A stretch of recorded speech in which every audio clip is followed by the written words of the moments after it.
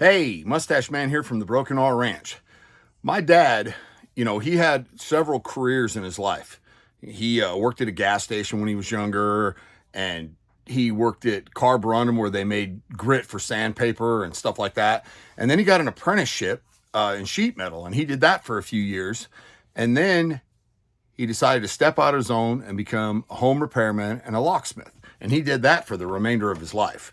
But the cool thing is, I've got a lot of stories about his job as a locksmith and home repairman, mostly locksmithing. He went to this house to do a lock job, and the people were like, okay, do this door, this door, this door, and this door. He's going to rekey them, get them new keys and stuff. And they said, be careful in the garage. That's where the cat is. So he's like, okay, that's fine. So he's went around and he was changing the locks, and he went to get the lock off the door there, and he opened the door. And about that time, on the door frame and looked him right in the eyes, the cat was a mountain lion. He jumped back and he screamed. And the guy come running around the corner. He goes, oh, I didn't realize you were that far. He says, you didn't tell me what kind of cat you had. He goes, well, yeah, I told you the cat was in there. You just didn't know it was a mountain lion.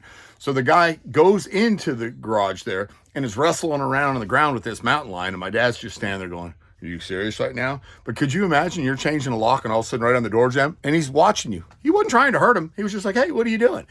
Huge cat. Crazy story. I've got a bunch more stories I'll tell you, but that was one of my favorite ones. Could you imagine trying to change a lock and find a mountain lion there?